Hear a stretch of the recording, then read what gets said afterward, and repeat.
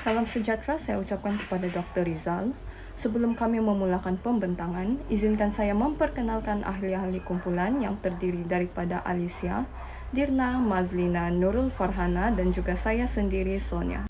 Berikut merupakan hasil kerja kumpulan yang telah dilakukan oleh kami yang bertajuk menganalisis peranan World Health Organization ataupun WHO dalam menangani penularan wabak COVID-19 di Malaysia.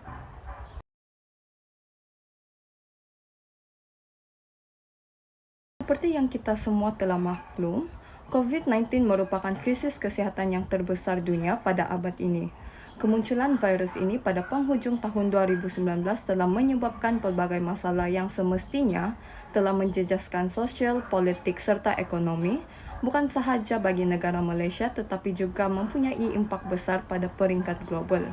Oleh hal yang demikian, wajarlah kita untuk menganalisis serta mengenal pasti peranan WHO dalam menangani krisis kesihatan ini.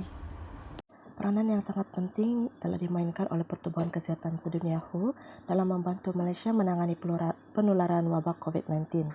Pertama sekali, WHO telah berperanan melalui pertukaran pengetahuan dan kerjasama bersama Malaysia. Melalui platform yang disediakan, Malaysia dapat belajar dari pendekatan negara-negara lain dalam menghadapi cabaran COVID-19. Selain itu, WHO juga telah menyampaikan maklumat yang berguna melalui garis panduan termasuk langkah-langkah untuk membuat pemeriksaan, menubuhkan kemudahan komuniti dan mendirikan pusat rawatan. Garis panduan ini yang diumumkan oleh WHO telah membantu Malaysia menghadapi lonjakan kes COVID-19 dan menyelamatkan nyawa rakyat. Sokongan dan bimbingan daripada WHO juga telah memainkan peranan penting. Contohnya dalam kerjasama dengan Kementerian Kesihatan Malaysia, WHO menyediakan sokongan kritikal terhadap kepakaran teknikal, maklumat, perancangan serta sokongan operasi dan logistik. Seterusnya adalah kesan tindakan WHO. Kesan tindakan WHO yang pertama adalah mengawal penyebaran virus COVID-19. Dan yang kedua adalah mengurangkan beban pada sistem penjagaan kesehatan. Dan yang terakhir adalah memberi rangsangan kepada ekonomi. Kesan tindakan WHO yang pertama adalah mengawal penyebaran virus COVID-19 melalui package garis panduan yang komprehensif kepada negara-negara terkesan, termasuk Malaysia. WHO telah meliputi topik yang berkaitan dengan pengurusan wabak penyakit baharu, yaitu pencegahan dan kawalan jangkitan, ujian makmal alat semakan kapasiti negara, dan sebagainya. Daripada kesan tindakan WHO, semua negara telah mengaktifkan respon kecemasan dengan melaksanakan pelbagai langkah untuk mengawal penyebaran virus. Kesannya orang ramai dapat bersosial dan berinteraksi dengan lebih aman sehingga sekarang.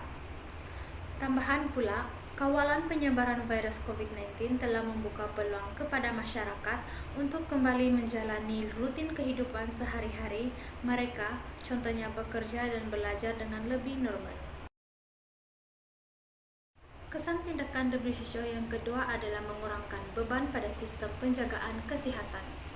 Pemberian vaksin oleh WHO telah membantu sebahagian besar kelompok masyarakat dalam memiliki imuniti dan terlindung daripada jangkitan penyakit tersebut. Kadar imuniti masyarakat yang meninggi telah menyebabkan kadar kemasukan ke hospital dan unit rawatan kritikan juga turut berkurangan. Ini telah memudahkan tugas sistem penjagaan kesihatan dan seterusnya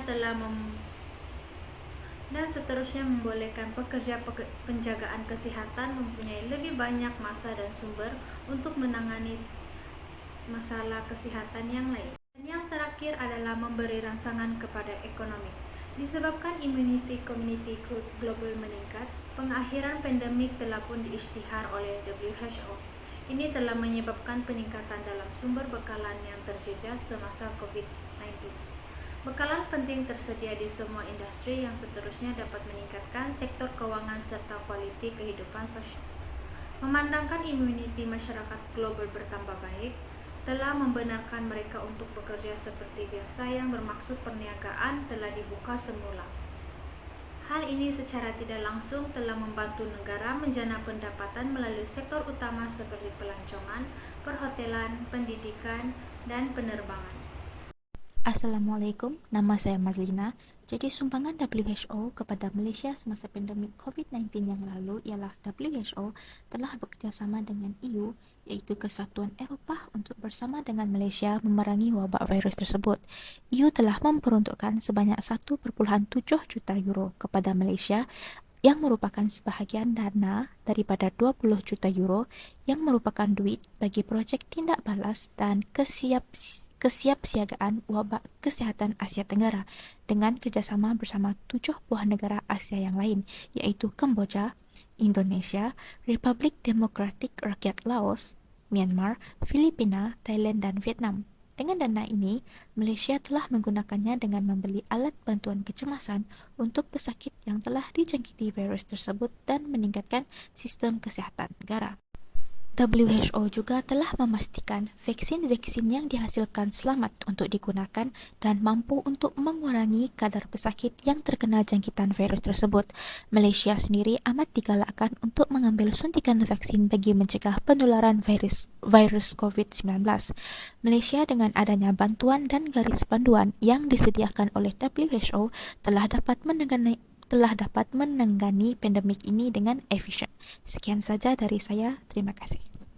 Kesimpulannya, kerjasama WHO dengan Malaysia dalam usaha menangani penularan wabak COVID-19 di Malaysia telah menyebabkan Malaysia berjaya mengawal penyebaran COVID-19, mengurangkan beban pada sistem penjagaan kesihatan dan juga turut memberi rangsangan kepada ekonomi negara. Hasil daripada kerjasama tersebut juga telah menyebabkan Malaysia menjadi salah sebuah negara yang dijadikan contoh oleh negara lain atas sebab kejayaan Malaysia dalam mengekalkan jumlah kes COVID-19 yang amat rendah setiap hari. Oleh yang demikian, terbukti dengan jelas bahawa WHO merupakan pertubuhan antarabangsa yang banyak berjasa kepada Malaysia dalam perkongsian maklumat mengenai perkembangan semasa virus corona dan dalam masa yang sama juga tidak henti-henti memberikan sokongan kepada Malaysia untuk terus memerangi wabak COVID-19.